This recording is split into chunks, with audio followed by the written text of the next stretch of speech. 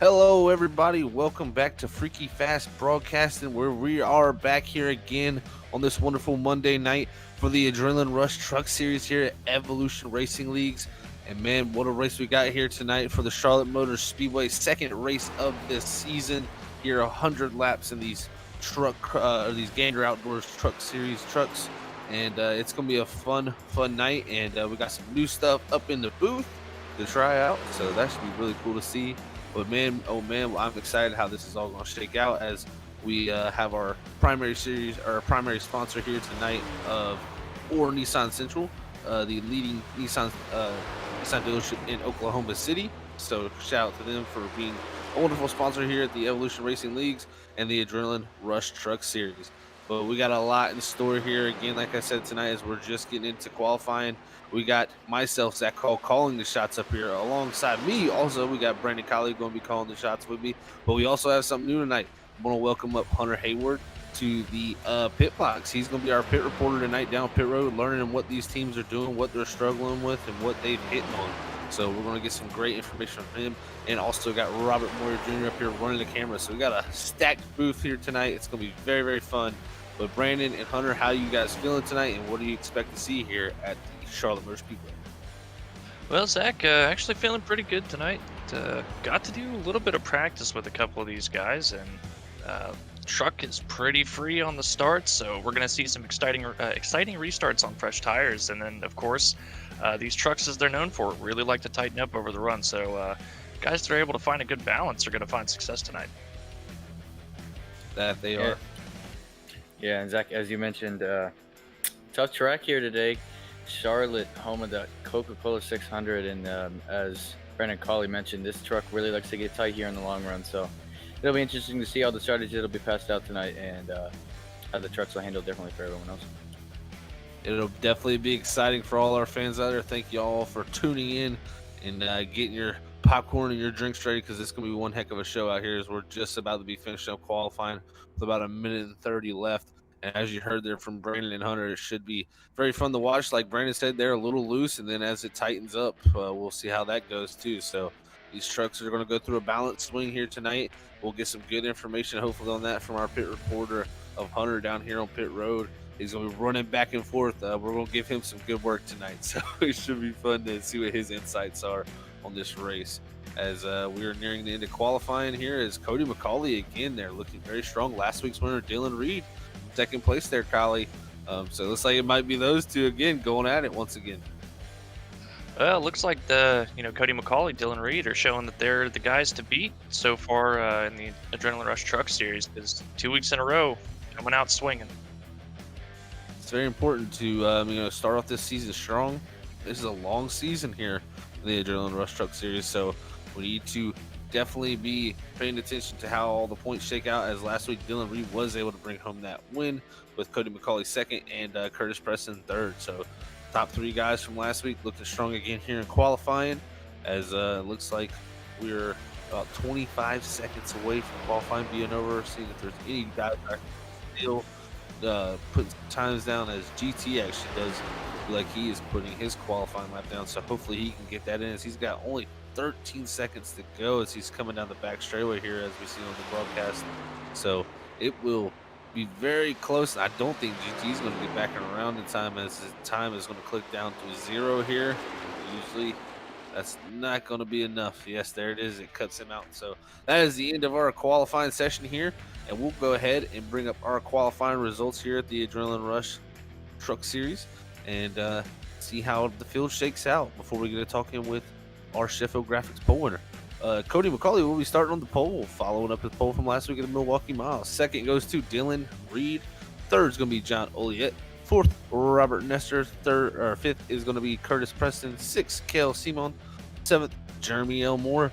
Eighth is Chad Biesinger. Ninth, there's Travis Everett. 10th, Craig A. Burns. 11th place is going to be Alex Rudolph. 12th, Chris R. Harvey. 13th is Brendan Biesinger. 14th, GT Irizarry. 15th is Richard Gonzalez. 16th, Dale Lee.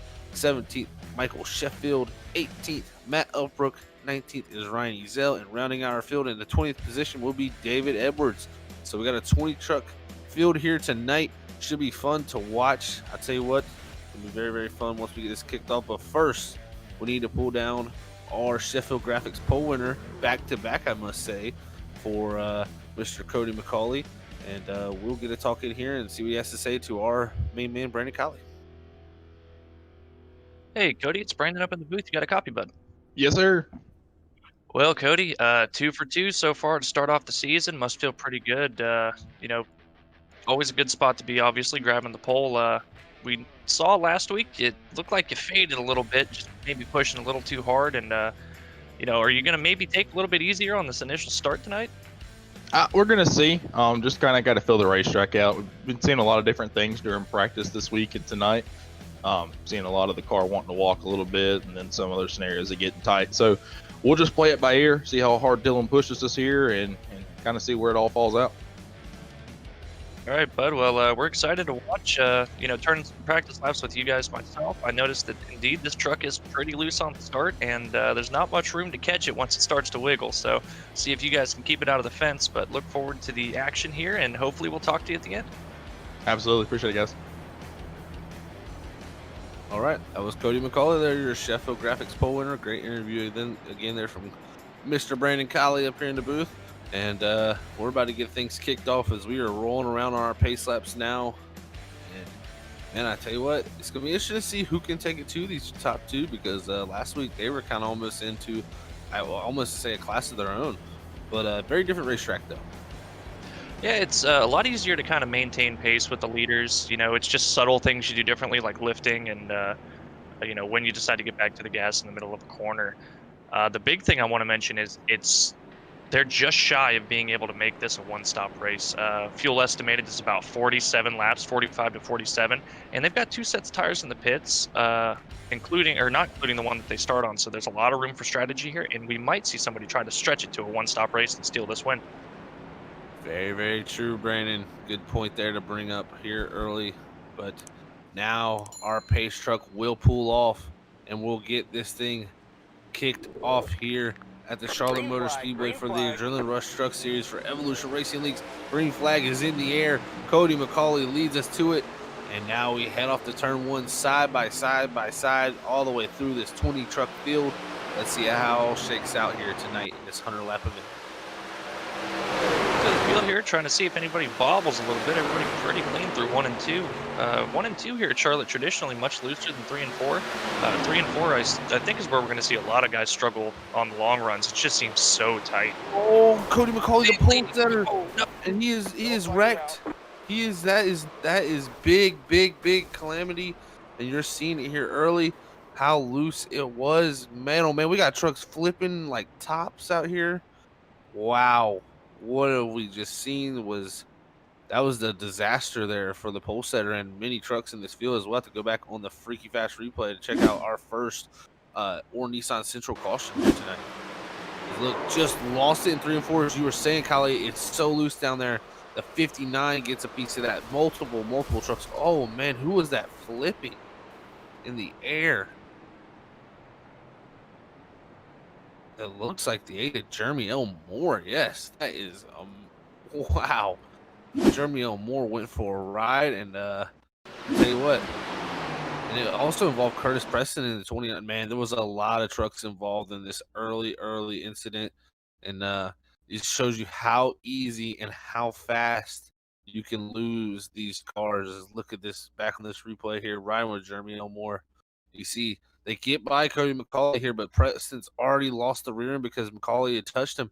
Preston's trying to catch it, Curtis is, and look, he comes back on the racetrack, nowhere to go for Jeremy Elmore.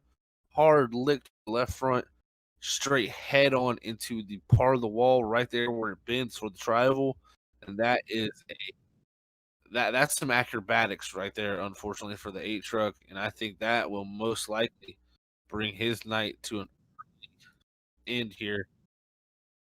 Wow, the one goes right underneath him too, and that Michael Sheffield, that his engine's balloon.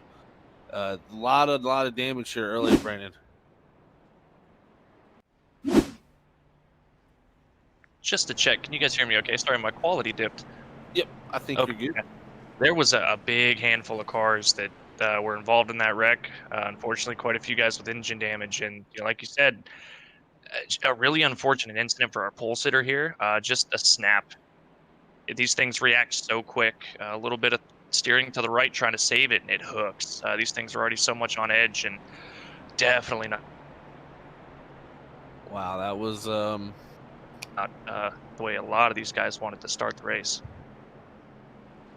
yeah, that was definitely not how they wanted to start their collie. That is unfortunate. That's going to put John Oliet up into the lead here.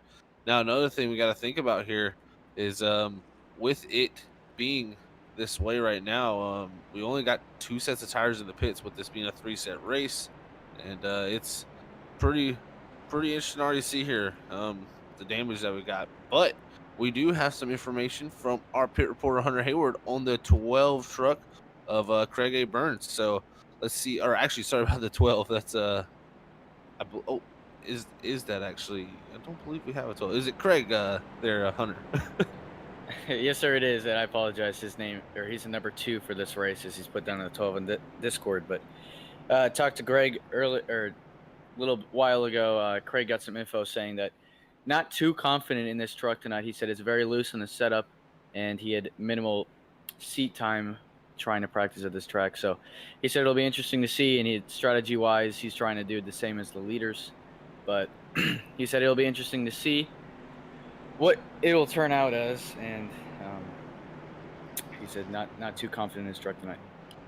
Definitely. So yeah, we've already seen the leader of the race on pole, the pole man himself, Cody McCauley, have major issues. So that's got to strike fear in a lot of guys too. And you heard it from our pit reporter Hunter Hayward. Craig A. Burns not feeling the most confident in this truck tonight, so we'll have to watch him throughout this race in that 2 truck. But I tell you what, good thing for him is he made it through that wreck. Right now he's in the 5th position, so he's made up 5 positions from the start of this race just due to other people's misfortune here early. And Cody McCauley still sitting on pit road, so his night probably an early end. Same with Michael Sheffield. Matt Upbrook is on pit road also. Curtis Preston, Travis Everett, multiple trucks going lap downs here. So only 14 trucks on the lead lap at the moment. Well, Zach, we've got 7 trucks still on pit road getting work done. A couple more that are back on track at this point. Cale Seaman looking pretty damaged in that 17, a little bit off the pace, but unlike the Arc Evolution series, which will be broadcasting tomorrow night, this truck damage model is not very kind. Even a slight bit of damage on the nose can severely hurt the engine. So even these guys that manage to just get a little bit of damage, their night could still pretty much, for all intents and purposes, be over. Very possibly could be. As we're looking at Ryan Ezel there in the 8th position, directly ahead of David Edwards and Chris Harvey. He was able to navigate through that early wreck there up up 11 positions for that 88. So that's a great job by him early in this race to get through that early wreck and move himself up here as he's coming off a 4. Looking pretty decent though. And now look at this battle up here, the battle for third up here for Robert Nestor, Chad Biesinger, Craig A. Burns. We heard there from Hunter, just not confident in the truck there with Brendan Biesinger and Richard Gonzalez. These guys all right under a blanket. It looked like it was going to be a battle there for a moment, but I think a few guys got a little bit loose. Like you said, Kylie, I mean, how long does it take to tighten these things up, though, Kylie? You know, you ran some practice laps, so you should have some pretty decent information. Zach, it seems to take about 3 laps before you really have to worry about, lifting pretty good and not missing the apex, especially in 3 and 4. It's really easy to hit that early apex, and when this thing tightens up, it immediately just wants to go to the wall, and you have to get out of it so much. Now, also, was it near wide open on the first laps? You could run wide open if you're a much better wheelman than myself. I would still have to lift pretty good, but it's possible, but it's very dicey to try to do that. You risk a lot. Yeah, you see Robert Nestor now getting packed by Chad Biesinger and Craig A. Burns. So Craig A. Burns up to the 4th position there with Brendan Biesinger now trying to take a look on Robert Nestor there as these guys continue to race hard back here for the 3rd, 4th, 5th, and 6th positions. I talked to Robert Nestor in the 11 during practice, and just talking about lap times, what to expect, and he was struggling a little bit finding the speed. He finally got a good bit of pace, but he said he wasn't happy with how on edge the truck had to be to maintain that kind of pace. Unfortunately, he's forced to slow down a little bit by that damage. As you see, he's just quick enough to be in the way for some of these guys that look a little bit faster, but still running pretty strong, battling up there for 3rd, 4th, 5th, and 6th. Yeah, there's Brendan goes to his inside there in that 68 machine trying to make the pass on Robert Nestor. Sorry, that was Richard Gonzalez. Sorry about that. I got the 68 and the 6 mistake, but the 6 is able to make the pass, move up to that 5th position. Robert Nestor now battling with the 68 of Brendan Biesinger. As it looks like GT starting to make his run up to the front here too, as he's behind David Edwards in that 15. So we got a nice little pack of trucks all the way back to the 10th position as the front 2 have kind of broken away. Yeah, I was taking a look at that, their lap times, and they're, a 10th to 2/10 quicker than Craig and Chad Biesinger in 3rd and 4th place. So they're putting out a pretty good pace right now. Yeah, with what we've seen from Dylan last week, he just looked so strong as the run went on, and we'll have to see if that continues to be a result of just his driving style. Maybe that is the key. Look at this up front. Look from the back bumper came with John. Oh yeah. Oh, the 31 said, "I am here, and I'm making the door open." As he goes down into one side by side, think he'll be able to easily make this pass. Yes, he does. And now Dylan Reed to the lead here. Last week's winner from looks like I believe that says Montgomery, Alabama. So good to see Dylan up here taking the lead and pulling himself up to the front again here this week. Well, Zach, I noticed John just kind of let him by pretty easily. It's only 13 laps and no reason to fight too hard.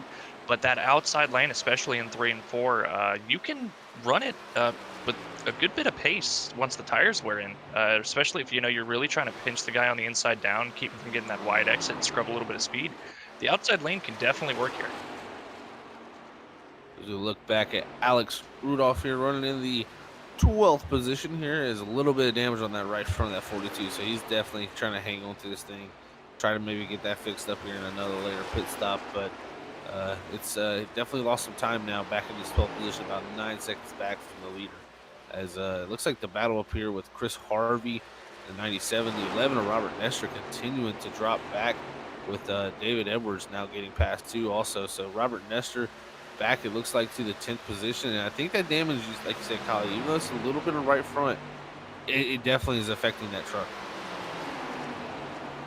Yeah, looking back at Ryan Ezell, Alex Rudolph, I think they may have engine damage. Sitting here just checking out their cockpit view, and I think the needle on the tack is jumping a little bit more than these guys at the front.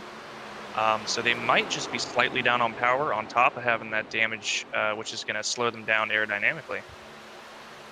Never want to have engine problems here at the Charlotte Motor Speedway, one of the fastest tracks on the circuit. As we look at David Edwards here behind Chris Harvey in that 97, working his way up to the 9th position from starting 20th. We've seen David Edwards win in one of the ARCA races here at Evolution Racing Leagues. So never put it past David Edwards to work himself up here from North Carolina. I believe that's what it says on our app. Yes, it is North Carolina. So yeah, and you got Chris Harvey here running in the 8th position. Looks like he's putting down some pretty decent times too. GT's got GT ahead of him. They're pretty much matching lap times at 30-60. They're starting to catch the guys in front of them a little bit. Yeah, once the tires, really start to wear out, and you don't have the guys that are able to, maybe take that gamble and try to hang it wide open. Just getting into a good rhythm here, consistently hitting your marks as to when you're wanting to lift, not overdriving it, having to stay out of the gas a lot. If you can catch their draft and just slowly creep in, it's pretty easy to make the pass.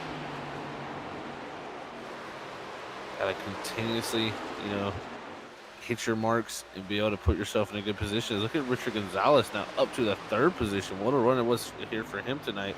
15th to 3rd. He's got past both Chad and Craig. So now Richard Gonzalez moving forward, running a little bit quicker than the leader or two last time by. So that's pretty cool to see. Is tell you what, the top 2 up front, they have kind of evened out. And John Oliet, like you said, Brandon, he passed him at lap 13. That might have been, John just saying, here you go. Go ahead, pull me around the racetrack for a little bit, and I'm going to save my stuff. Yeah, they kind of checked out a little bit, but obviously, they went out and set down some quick laps. But it's almost as though they burned up a little bit too much, because 3rd on back, it's about a 10th quicker every lap consistently. So it's only a matter of time now, unless Dylan is just saving a lot and John's just trying to stay behind him to maybe learn something.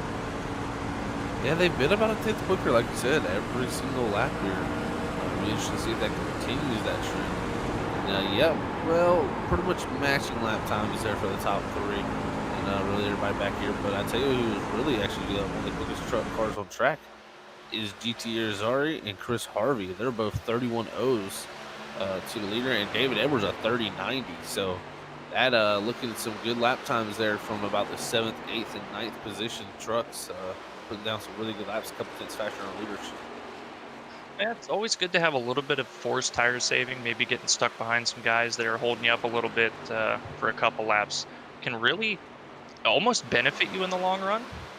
It may be frustrating at the time. You're like, come on, man, I know I'm faster, I got to go. But that extra couple laps where you're not pushing as hard can really come into play later on, as we see GT making the pass here. Ooh, almost got into the back of Chad Biesinger there. Yeah, he was able to make the move on Brendan Biesinger. Now look at Richard Gonzalez starting to fall back as he took that 3rd position. Craig A. Burns was able to get that back. So was Chad.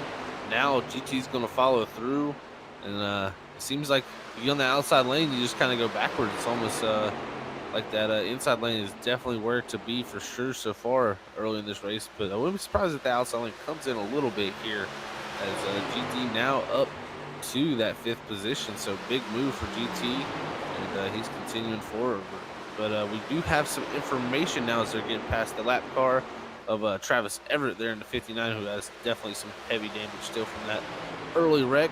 But we do have some information from our pit reporter, Hunter Hayward, on Team 62 Design. So, Hunter, what are they saying down there in the box for that team?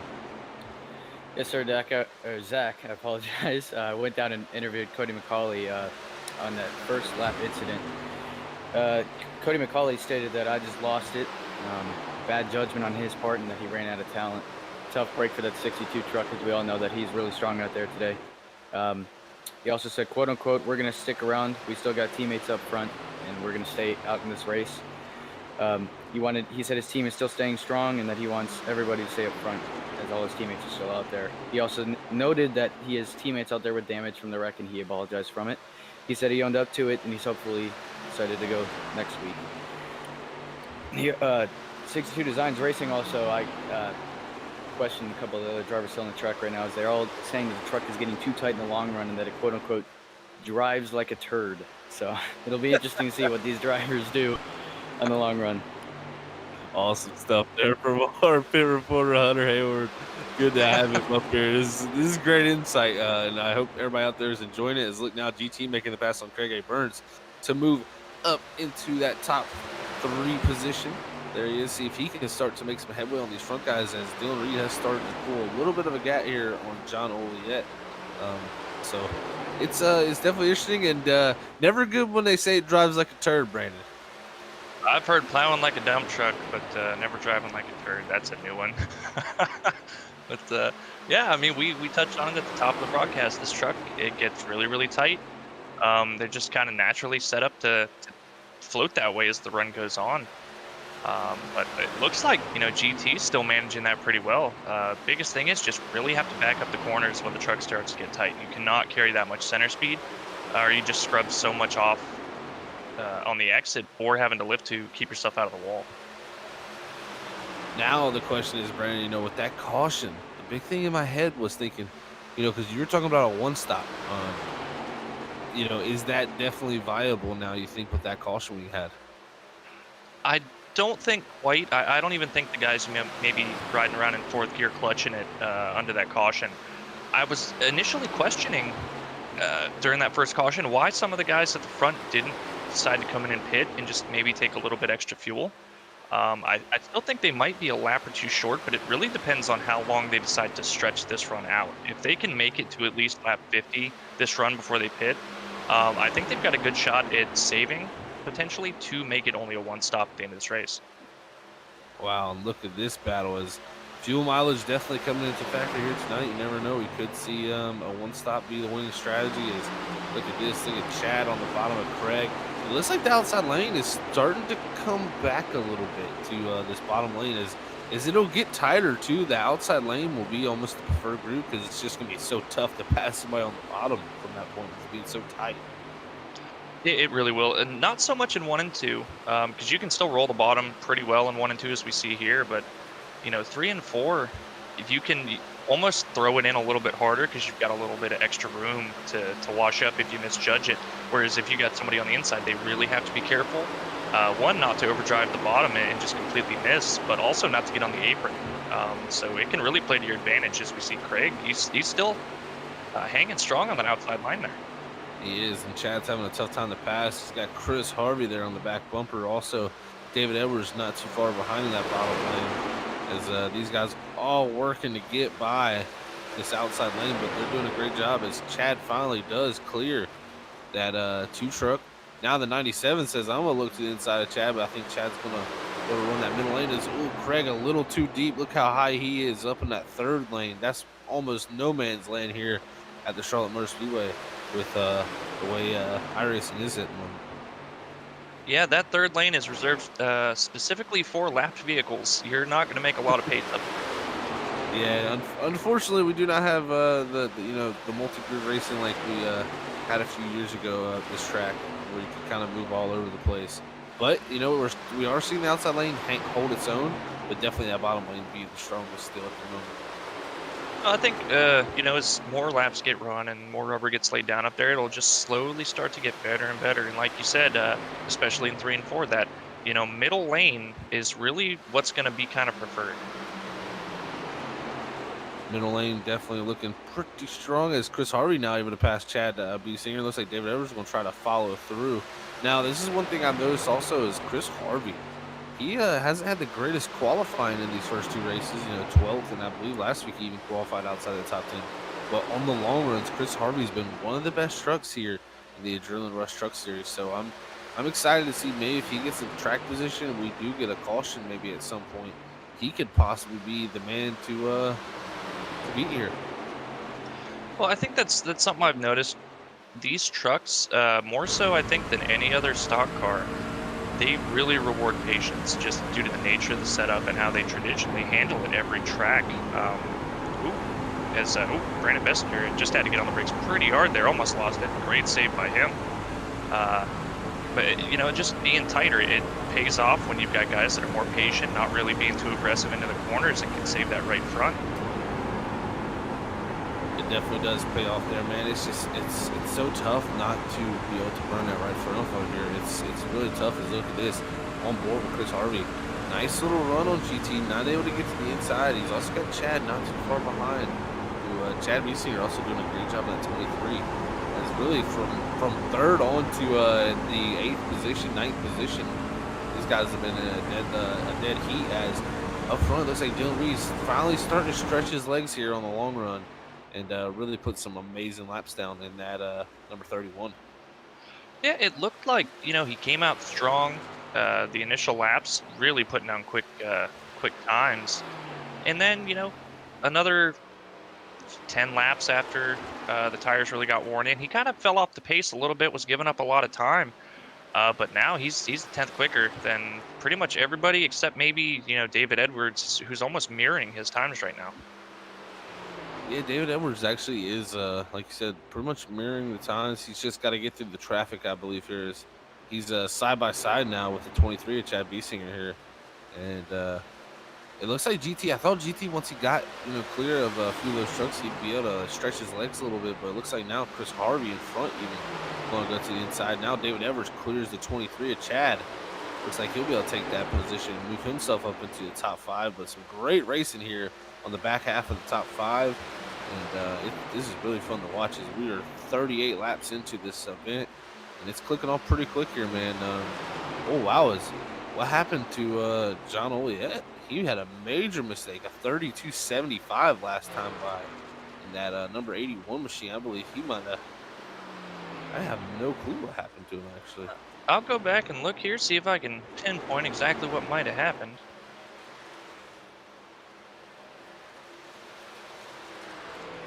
Don't really see. Did he get into the wall 4? I believe he raised it, had to lift, I think, really big. Yeah, damage isn't too bad on that 81 truck. Yeah, just a slight graze, really having to get out of the throttle.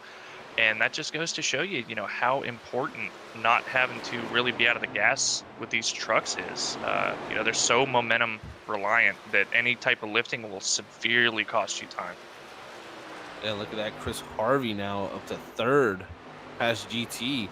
He's only, almost less than a second behind of John now, Oliet. So we'll have to see if Chris Harvey in the 97 can continue to make up ground, as last time by a 31.55 to the leaders 32 flat.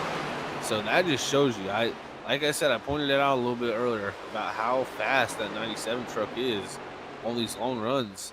And it's again happening this week here for that 97. Yeah, I've been really impressed with his pace. He's up 9 positions so far. Biggest movers of the race is the 15 of David Edwards up 15 positions. Then just ahead of him, GT Irizarry in the Ford truck up 10 positions. And then as we touched on, Chris Harvey in the 97 up 9 positions. So these guys are really finding the pace, especially in this long run. This long run it is. It's going to be interesting to see when these guys hit pit road, Brandon. We're completing lap 41 now, and they're continuing to gain on leader Dylan Reed. It's 32-1 out front for Dylan Reed to a 31.66 for Chris Harvey. GT also a 31.59 as GT now has found the pace also in that number 4 truck. As these guys are closing in on that 81 of John Oliet. I'm thinking almost a lap or two.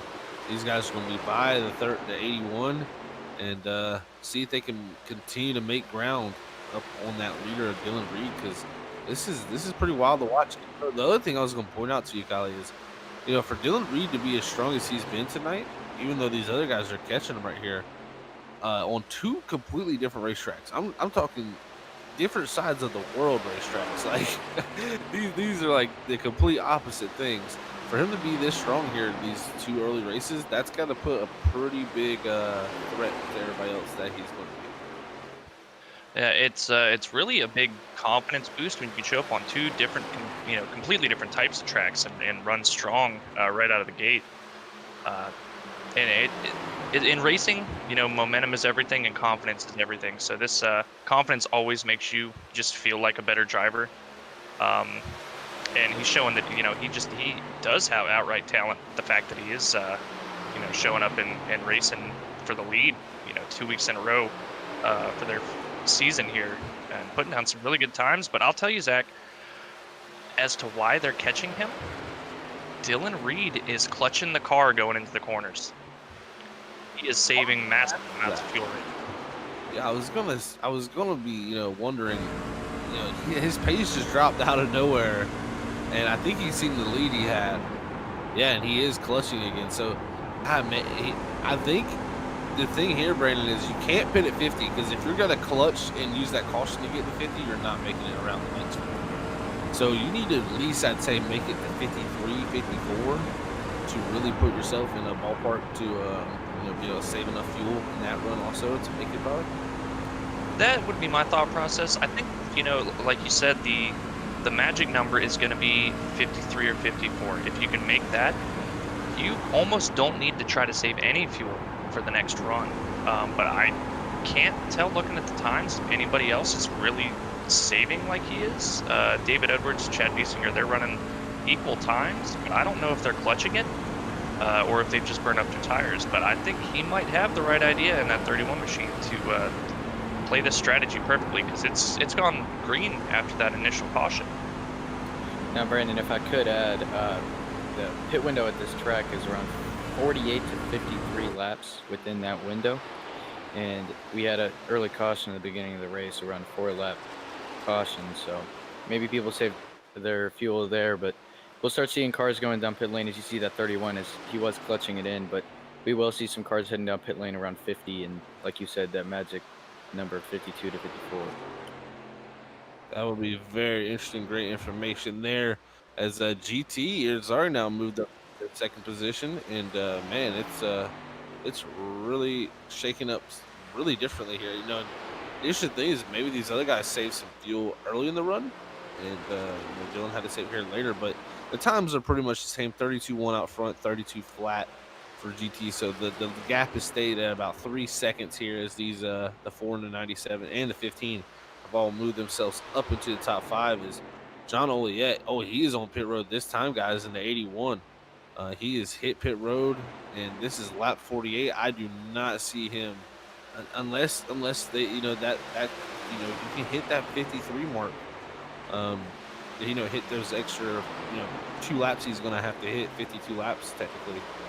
It'll be interesting to see if he can actually make it back around, and if there is a green white checker, he will be in major jeopardy of not making it. Yeah, that's the big downfall with trying this fuel strategy, is that if there's a green white checker and you've planned it out where you're just going to have enough to make it to the end for the standard distance, you're going to be sweating buckets when it gets close to the end, hoping you don't see that yellow flag. They will be definitely sweating, that's for sure, as they're coming around this time here to complete 50. And I think everybody's in a pretty good position to make it here on one stop. We'll just have to see how that continues here as we continue to race around the Charlotte Motor Speedway, as Craig Burns there is lapping Travis Everett, who unfortunately got caught up in that early wreck, and you can just see how much down on power at 59 is. He's just super slow. Like I said, unforgiving damage bottle in this truck, Brandon. Yeah, I'm sure anybody that's spent any time doing stock car racing on iRacing can attest to how cruel the damage model for these trucks is. It can be very, very cruel, my friend. That's for sure. You got 2 broken trucks here racing. You got the 42, but 42 though is still in the lead lap, or actually he's just 1 lap down. Sorry about that. In the 10th position there, racing with Curtis Preston in 29, as they both got pretty considerable damage on those race trucks. But it'll be interesting to see when Dylan Reed comes out. I think he's coming this time, guys. Very, very interesting here on lap 52. Get him some fuel and tires. So is Chris Harvey. Yep, 31. Richard Gonzalez on pit road as well. Ryan Azell in. Alex Rudolph coming in. I believe I heard Craig Burns said that he was coming in as well. Chad Biesinger calling out that he's pitting this time by. I expect to see the 68 follow suit. GT, he may just decide to stretch it another 2 laps. That's the question. How far does GT stretch it? It looks like he will continue on for another lap, as looks like the gentleman behind him, David Edwards, Chad Biesinger, and Brendan Biesinger, all coming down here on lap 53. And listening to the radio chatter here, GT and Ryan Azell arguing back and forth about not bringing up the cautions so that we don't talk about it so they don't get one. Well, they know us well. Okay, they know us very well, and it's very interesting that we always seem to bring a caution out for him. Here is GT will hit pit road this time on lap 54.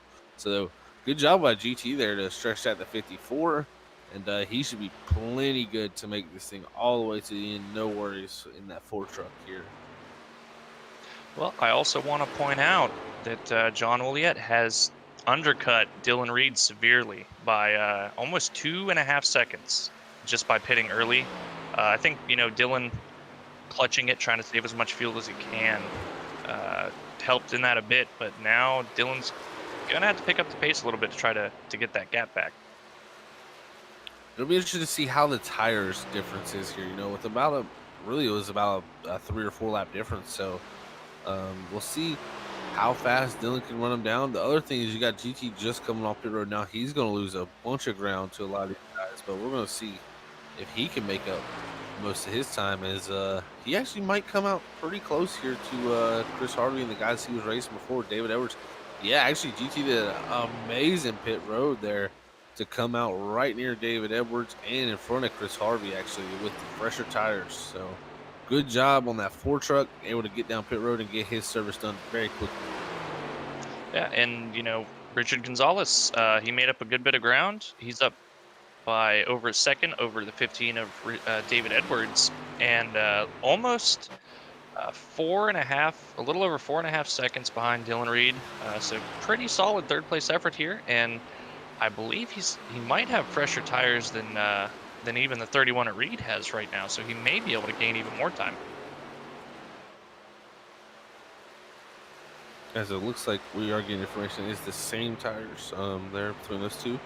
But, man, I'll tell you what, the biggest thing the takeaway I've got so far with the Adrenaline Rush Truck Series, Brandon, we've done this 2 weeks in a row now. We've had, I believe, only 1 caution throughout this whole entire series so far.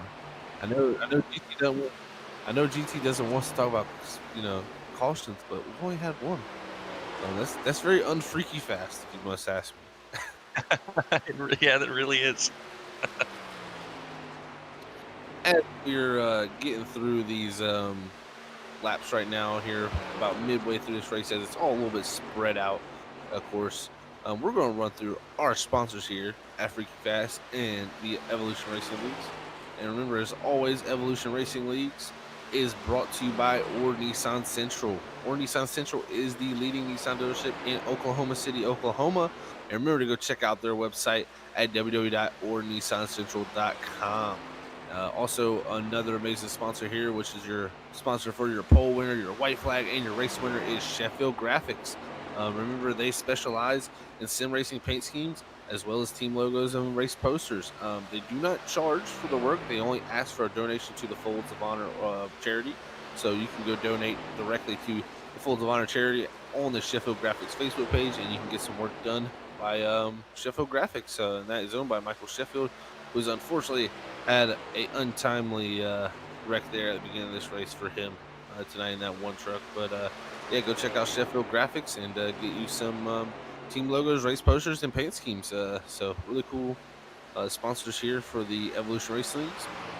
And we also want to give a sponsor shout out to our sponsors here at Freaky Fast, and that is ButtKicker. And actually, it is a sponsor of Evolution Race Leagues too. So let's point that out. ButtKicker, feel what you've been missing. Every game deserves a truly immersive experience. The ButtKicker Gamer 2 lets you feel every detail, from the subtle footsteps to the rumble of a V10 powered race car, from ambient environmental effects to the power of a nearby explosion. By moving a physical mass instead of only air, the Gamer 2 provides instant, accurate, powerful base response, and it's all perfectly synced with every game. No additional software required. So go check out ButtKicker and their ButtKicker Gamer 2 at buttkicker.com. And that is our sponsors here for tonight's broadcast. It's been an awesome race so far, as looks like John Oliet holding on to the lead so far with about a second gap over Dylan Reed and Richard Gonzalez in the 3rd position. So let's see how it all shakes out here as we continue through these laps, and it should be a fun one watch down to the very end of this thing. Well, Zach, one thing that I have noticed, Dylan Reed has been putting down, you know, nearly half a second quicker lap times. That time, quite a bit more than half a second lap times than the 81 and John Oliette, which tells me that John is saving a ton of tires. So we'll have to look out and see how strong he can come back here, because he's for sure going to give up the lead as he pulls high here. I imagine within the next 20 laps, we should see John really pick up the pace, and he might just have something for that 31 machine tonight. We'll have to see for sure, as Dylan has just made that pass very easy. But like you said, maybe John's got a little something in the bag. But I tell you what, who might have something else in the bag, as we always know he's really strong, is that Ford truck of GT Irizarry. And we have our pit reporter Hunter Hayward down there, and he went and talked to his team and got some pretty good info here on this number 4 truck. Yeah, Zach, I talked to the Ford team just a little bit ago. Asked him a couple questions about the truck and how he feels tonight. He said coming into the race, he knew it was going to be a handful. He said he lucked out on that early caution as the leader spun and took others out. So he wanted to play a little strategy game as he took it down pit road again and topped it off on fuel. And that's why we saw him stay out a little bit longer and get more fuel in that truck and try to stay out up front as possible. He also said he doesn't think that he can catch that 31 truck, because that 31 truck looks too dominant for him today, and he said he's looking for a top 2. That Ford truck did say he was really confident in his car today, and he said he really liked the way it felt. So it'll be interesting, and hopefully we'll see that Ford truck up in the front early today. Yes, it will be, as he's right now moved himself up. Looks like he's going to be passing Richard Gonzalez as we just get the report there on the 4. So great report there from our pit reporter Hunter Hayward. Thank you for the information, and see if GT can use it to move himself up this field. It's a long ways though, Brandon. A long ways to get up to that 81. Is the 81's about a second back from Dylan. So I don't know if the 81 was saving it, or maybe the 81's just he's starting to hit that point of the race where he struggles in, because he really definitely did start to struggle there on that long run. If he's managed to burn up the tires so far, I think he just went out there and said, you know what, I got the lead, and just tried to stretch it maybe a little bit too hard. But I'd almost just the difference in time. It's more so than you would typically see. You know, even during the last green flag run towards the end, the times weren't this drastic. So it just leads me to believe that John is saving quite a bit. Now, whether or not he's going to save too long and make up more and lose more time than he can gain, we're going to have to find out. But I'm banking on the fact that he's saving and going to the Ford truck GT. Sorry, when I ran the fuel numbers, I knew somebody was going to try to stretch it. This might be the move that wins GT the race. John maybe saving here might be the move that wins him the race. Dylan just being fast might be the move that wins him the race. And I can't wait to see how it's going to play out in the end. Yes, it is, man. As we're actually nearing here, 31 to go at this racetrack. It's all going to be over very quickly here at the Charlotte Motor Speedway. We're riding on board there with David Edwards now as we look back at Chad Biesinger there in the 7th position. He's about 11.2 seconds back, so he lost a little bit of ground in the pit stop sequence, because he did come down with, I believe, Chris Harvey and David Edwards and that group of trucks. So lost a little bit of time there on pit road in the 23. Not the best pit stop for him, but he is holding on to that 7th position, and I believe he is definitely starting to catch that 6th truck of Richard Gonzalez as Richard picked a little bit early. Looking at the time difference, it's about 2/10 between the 23 and the 6th truck, and to the 97 of Chris Harvey ahead of them, another 10th quicker than Chad Biesinger. And it looks like Chad and GT Irizarry are the 2 quickest trucks on the track right now, both running a little over a 10th faster than our leader last time by. Looking strong for these group of guys. Is looking at the 97. He's starting to put the pressure a little bit here on David Edwards. As GT again 30.90 to leaders 31.29. So that's in the upward ballpark of 4/10 that time. As John Oliette ahead of him is running 30.60 or 31.60. So GT almost a second quicker than John ahead. I think GT will be the John in the next 4 to 5 laps for sure. Zach, going back to when the 81 pit, He pit on lap 48, which puts him outside the one-stop fuel window. He's not saving tires. He's trying to save fuel. It's very possible too. Yeah, that's definitely. So we'll have to, I'll have to go down here and ride with him, see if he is clutching it. It doesn't seem like he's clutching it, but he's definitely lifting a lot. Lifting and coasting can save you a lot of fuel, and in these really in these stock cars. Yeah, looking at it, I went and followed him for a little bit there, and definitely wasn't clutching as we saw the 31 of Dylan Reed do, but he's just backing his corners up so much more than everybody else. You can really tell the time difference. He's trying to save a whole bunch of fuel. Unfortunately, I think he's got to save, 4 or 5 laps, which is, I think, not going to work out for him in the end.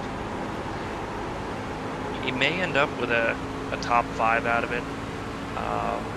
But I think right now he's just lost way too much time to Dylan, that even if Dylan has to really save, with Dylan pitting later than him, he's not going to have to save nearly as much and not going to gain back that nearly 5-second gap right now. But GT, he is the man. I think might have a little bit of time. It's going to be close. We've only got, right around 25 laps to go. He's going to have to tick off consecutive, at least a 10th quicker or more every single lap for the rest of the run just to have a chance to get there. He's going to have to do his best job, that's for sure, to be able to get there. 31:42 that time to leaders.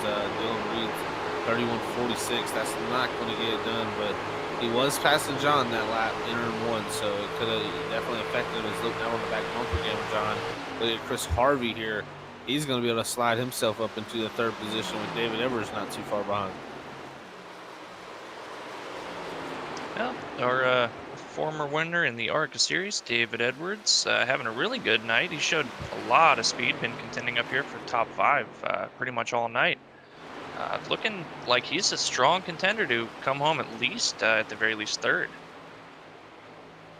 Yeah, I think it's going to be a battle between, GT, Chris, and David here, really for that 2nd, 3rd, and 4th position here. Is those guys have been really together most of this race, in my opinion, right around each other.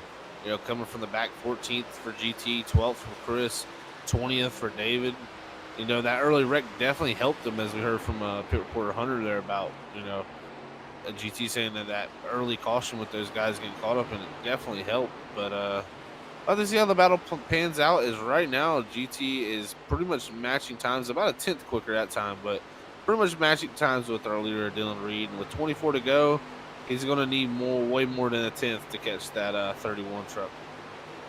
Absolutely. I think his best hope now is to maybe have Dylan underestimate exactly how far he could go, seeing as GT pit 2 laps later.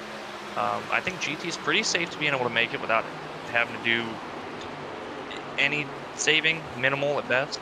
But it might be a little closer than Dylan is expecting, and if it is and he really has to back it up, that opens the door for GT to just cut into that gap severely. Yeah, it definitely will. I mean, if we'll have to see if it comes down to that point. But here with 22 to go now, Dylan Reed kind of on cruise control here in this 1st position, is putting on another great performance here in the Adrenaline Rush Truck Series. But we'll have to see how it all shakes out. It's never over till that white flag waves, or really not even over till the checker flag waves at that point. And it's not out of the question here that we may end up with that late race caution, perhaps even with a green-white checkered. And if they get a green-white checkered, some of these guys are going to be in a lot of trouble. I think at that point, if they get a green-white checkered, the ball may just be in John Oliet's ballpark. But that being said, these guys all have another set of tires in the pits. If it gets that late, I expect to see everybody on pit road. Yeah, with everybody having one set, I don't think you're a sitting duck if you don't come in pit, for sure. I mean, you're running 29 9s and 29 8s, by yourself with brand new tires. You're running 31 50s and 31 60s and 70s. You're looking at up to almost 2 seconds of fall off. You're going to be literally a moving chicane out there on the racetrack for these trucks.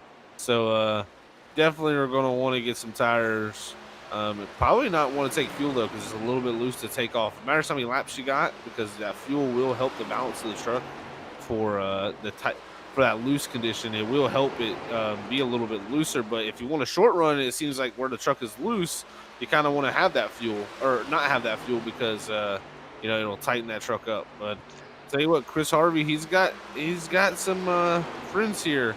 He's got a friend in front of him, a GT, and a friend of David Edwards, who we're going to have to see who can battle it out between these three. Because I think, like I said, I think this is where the battle is going to come down to by the end of this race. Yeah, looking back at it, Zach, I think they're probably the closest 3 trucks on the track, unless you go back to Brendan Biesinger and Richard Gonzalez. Other than that, they're really the only ones battling for position right now. And we got some pretty cool information here from our pit reporter. He's got some trends of the race for us.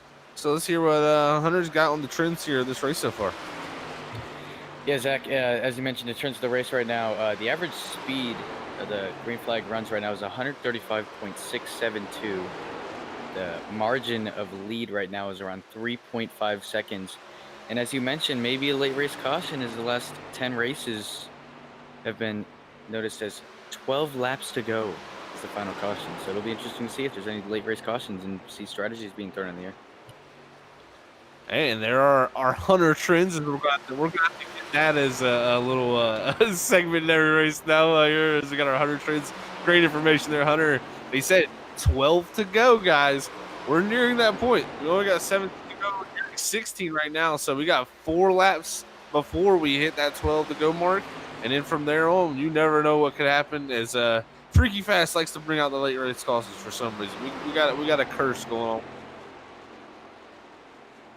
As even this battle, look at this battle, Brandon. It's starting to fire off with Chris Harvey and David Edwards. Well, the only thing I have to say is there's just not that many people battling right now that you really have to worry about guys running into each other. And it's especially not loose at the moment. I imagine these trucks are feeling pretty tight, so nobody's gonna really be much at risk at spinning out unless they just severely miss the exit of the corner and plow the wall down. But I've seen stranger things happen, and it will definitely shake up the complexion of the entire race if we get a late race caution. It definitely could. Look at this, Chris Harvey though. He is all over the back of GT. He's caught up to GT, and so is David Edwards. This is gonna be a 3-way battle. And you know what? We're nearing that 12 to go point. These guys are the only guys really battling for a position. This is where we could see our caution, Brandon. It's very likely. As much as these guys, I'm sure they want to get in that podium position to come up here and talk to ourselves. I don't know if they're going to risk wrecking each other to do it.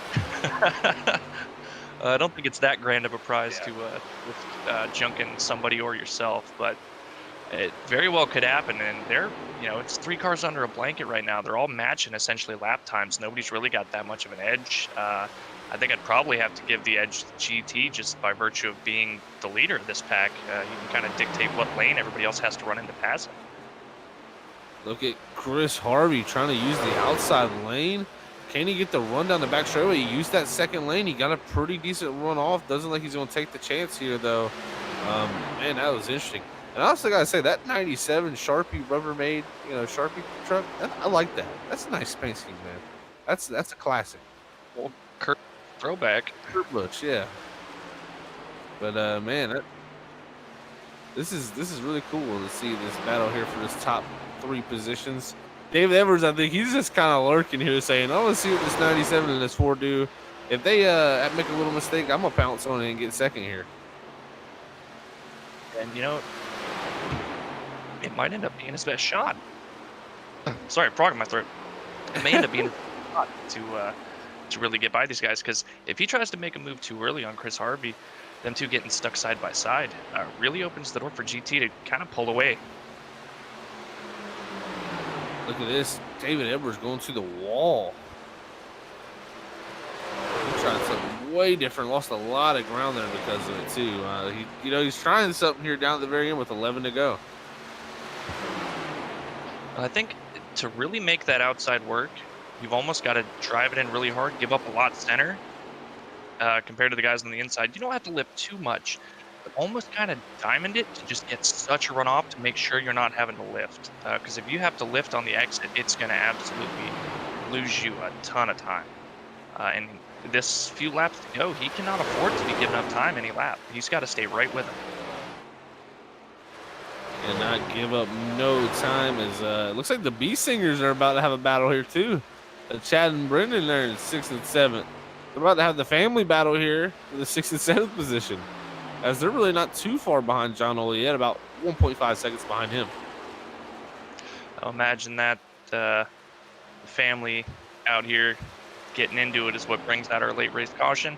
Do not want to be in that living room for the driver's debriefing, I tell you that much. Well, you know, families sometimes are known to get into it, that's for sure. So it's not the first time I've ever seen it on a racetrack, and it won't be the last time ever. But looks like Chad there's got a decent gap on Brendan, but Brendan has been able to close it up a little bit. So we'll see if he can bring home that 6th position, as Harvey's still trying to put the pressure on GT, but GT's up here really starting to put down a little bit better lap times, and they're even catching leader Dylan Reed there. Yeah, I've noticed they've made significant cut into the gap, but it's just not quite enough. Dylan's still got just over 3.5 seconds to second place GT, or sorry, third place Chris Harvey. Ooh, and David Edwards at the wall. Oh no, that definitely isn't going to do you any favors. I think unfortunately with that damage, it's going to kind of settle David Edwards into that 4th position. So now the real battle is just going to be Chris Harvey, David Edwards, or GT, or sorry, excuse me, for that 3rd position and 2nd place. Will be wild to see how it all shakes out here, but they are closing in on Dylan Reed. He's 32 flat there. GT this time 32.75, so another couple tenths out. Yeah, man, this is interesting to see. We had a big to moment. go. Chad Biesinger got into the fence, almost came around, almost got into Brendan Bester in the 68. We almost had that late race caution. It was almost the family rivalry here. Is they're even catching John Oliet there in front of him. See if Brendan can get himself up into the top 5, as the 81's right directly ahead of him here with 5 to go.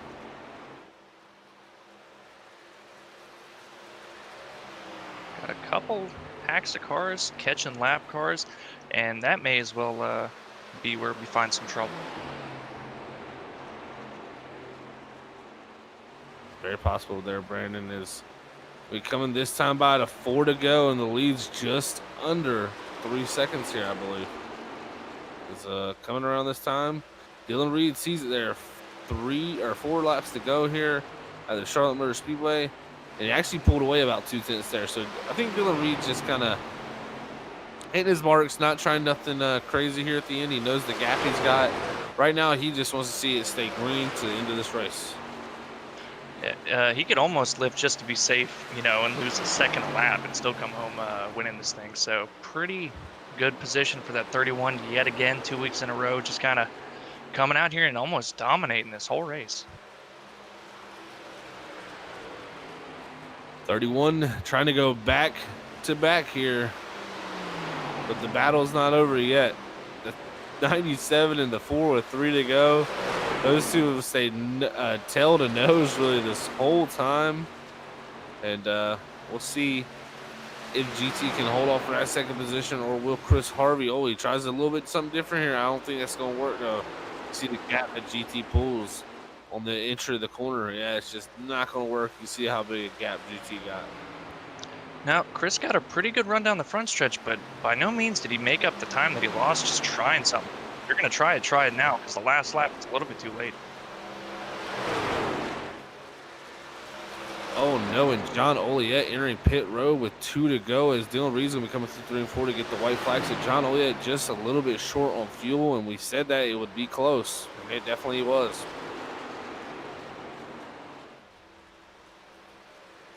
Yeah, and Zach, as you mentioned, that 31 truck of Reed pitted right on the edge of that fuel window. Sorry, during those green flag stops in the middle of that race. So maybe he's losing all these tenths right now just to clutch in and make sure he gets that field all the way to the end of that checkered flag. It's his last lap. Definitely possible as we are on the Sheffield Graphics white flag as we go down into 3 and 4 for the final time. Dylan Reed is going to go back to back here in the Adrenaline Rush Truck Series here at Evolution Racing League. Congrats to Dylan Reed. Looks like GT is going to bring it home in second with Chris Harvey in that third position. With your top 3 finishers. What a race here tonight at Charlotte Motor Speedway on Freaky Fast Broadcasting. These guys showing they know how to wheel these trucks around. 2 races now and only 1 caution between the pair of races. So great job by these guys. That it was, man. It was a great race.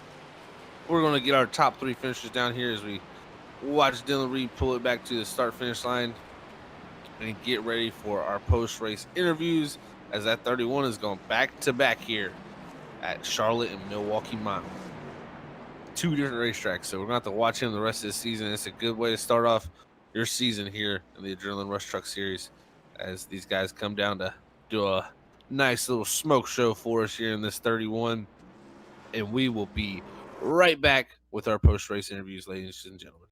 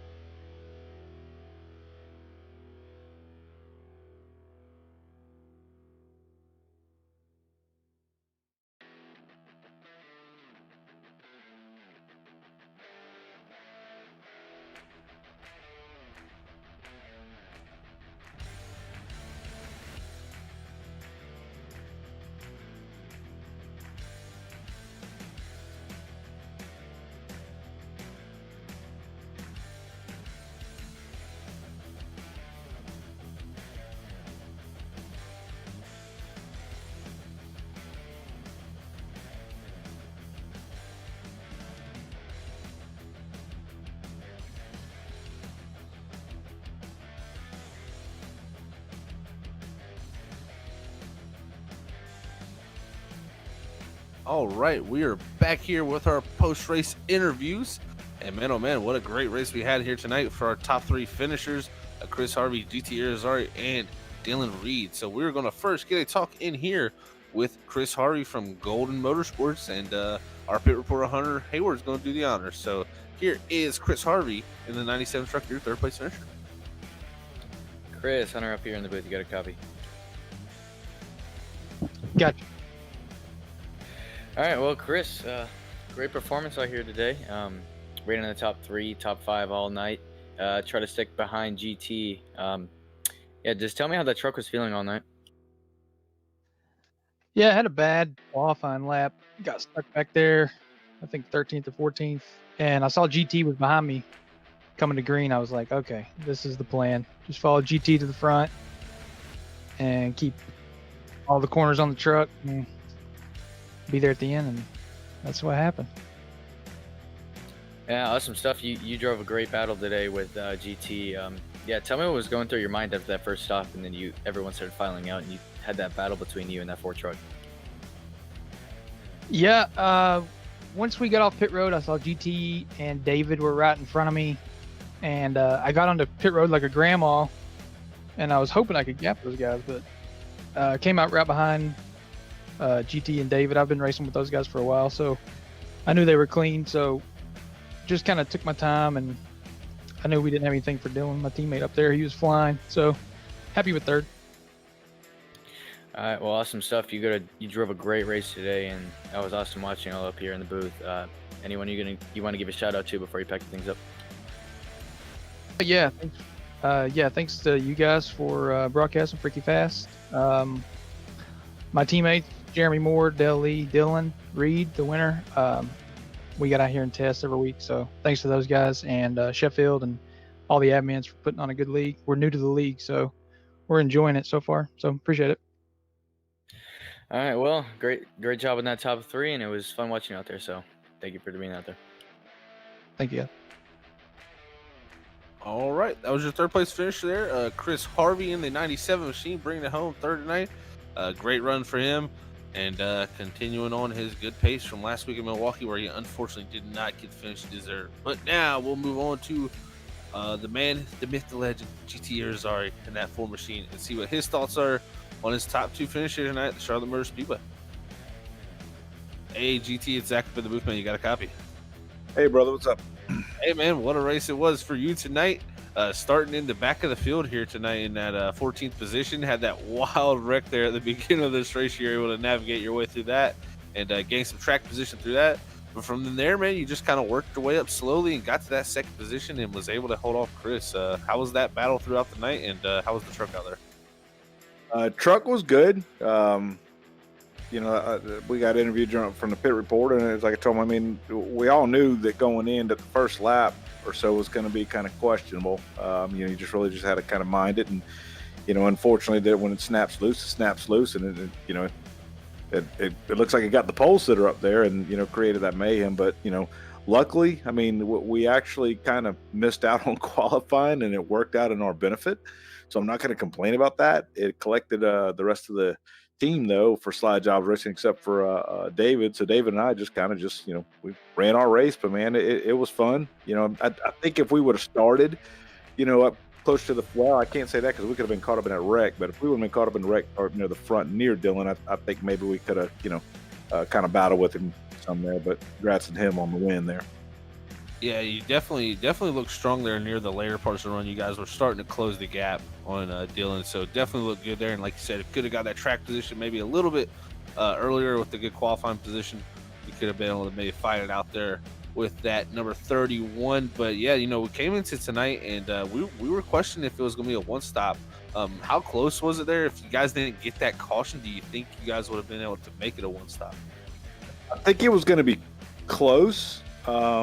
But, being that I was already back there, I kind of took advantage of that, being that I didn't get collected anything. I pitted twice under that yellow just to kind of top it off. So I was, hoping for the best, but I was going to just take whatever I got. I mean, I was really hoping that them boys are going to be short by a lap or two, but, it didn't. But, you can't complain too much about being second. So it is what it is, man. Definitely was a great run again here tonight, man, for yourself. Congrats on second, and anybody wants to send a shout out to before we let you go? Thank Michael Sheffield for putting us on, and he kind of hand selected a bunch of guys out here to get us some good racing. Unfortunately, the start of this one didn't show that, but it's going to happen. It happens to the best of them.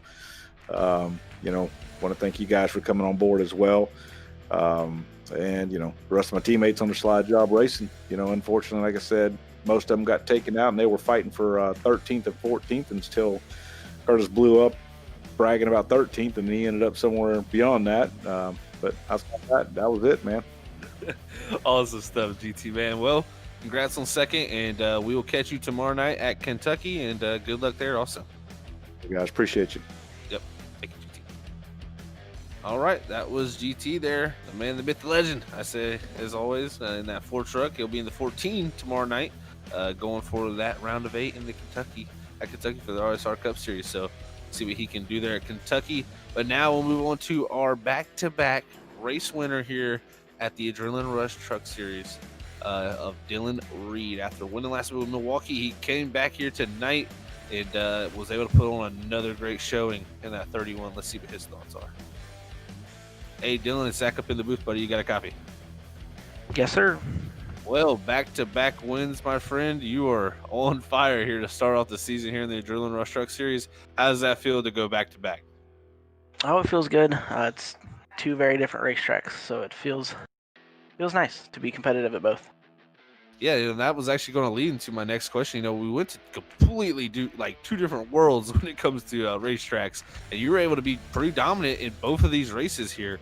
How do you think that plans out for the rest of your season here in the Adrenaline Rush Truck Series?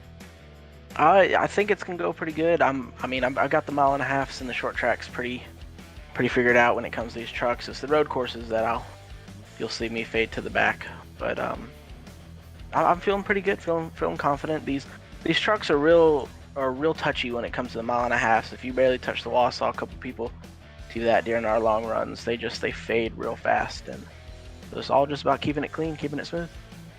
It definitely is. And next week we head off to New Hampshire in these trucks. Not the most similar to Milwaukee, but definitely a flat track like Milwaukee. So, how you feeling about that? You think you can carry over your success from Milwaukee to there? Oh yeah, I love New Hampshire. New Hampshire's a good track for me. When we do the official racing there, I always seem to have good success, especially in the trucks. I got a few tricks up my sleeve for New Hampshire, so I'll keep those in the back pocket for when we get there. Awesome stuff, buddy. Well, again, congrats on going back-to-back here to start off the season. That's one well of a way to start, and it's going to be awesome to watch you go through the rest of the season here on Freaky Fast. Again, congrats for the win, but anybody wants to send a shout to for your victory here tonight? Yeah, as always, thanks to my wife for letting me get on and race as much as I do. Thanks to my teammates, we did a lot of practice for this track. It's unfortunate 2 of them got caught up in that lap 1 accident, but we did a lot of practice here and couldn't do it without him. And thanks you guys for broadcasting it, and obviously Sheffield for hosting it. Love this league; it's a fun league. Awesome stuff, Dylan. Well, congrats again, man, and we will catch you next week in New Hampshire. And we'll see if you can go do it 3 times back-to-back, man. So congrats on that, and we'll catch you next week. All right, thank you guys. All right, that was your race winner, Dylan M. Reed there in the 31 machine, going back-to-back. Can he make it the trifecta next week in the truck series? We'll have to see. But what a great race we had here tonight, fellas. And now we're going to head off to our official race results, and we're going to see where all these fine gentlemen finished for the great truck series race we had here tonight at the Charlotte Motor Speedway.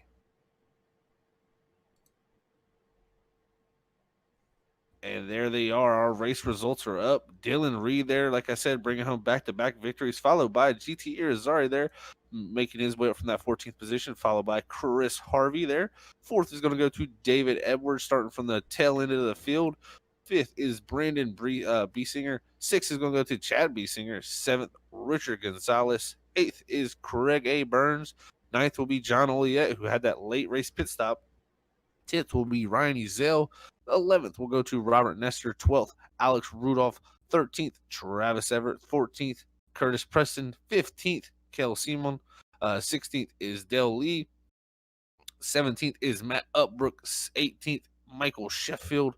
19th was pole setter Cody McCauley after that first lap incident. And rounding out your field in the 20th position is Jeremy L. Moore, who went flipping on the front straightaway, unfortunately, for the 8th. So what a race we had here tonight for these 20 trucks. And, man, it was fun to call here up in the booth, guys. Brandon, Hunter, what are your thoughts on how this race all shook out tonight? Well, Zach, it's a calamity on the first lap there. But after that, really long green flag runs. Love to see it. Nice bit of strategy played in with some guys just stretching the fuel long enough and some not quite as far. Excited to go on to New Hampshire. As we talked to Dylan Reed, he said he's got a few tricks up his sleeve, and after recently running a truck race there, I'm pretty sure I know what a couple of them are, so it'll be fun to see that next week. Yeah, and as Zach mentioned, total calamity on that first lap, but very shocker in the first lap also. I've been seeing the leader take himself out and other people, but also complete and utter domination by that 31 and his team out there. That was a great race by that 31. It was really fun to see him get a back-to-back win. And like you said, maybe he'll get a trifecta. I guess we'll find out. Yes, we will next time here on Freaky Fast. Next Monday, don't miss it again, the Adrenaline Rush Truck Series. And also remember, tomorrow night, we will have the ARCA cars and the Cup cars here at the Evolution Racing League. So don't miss that here on Tuesday nights as always.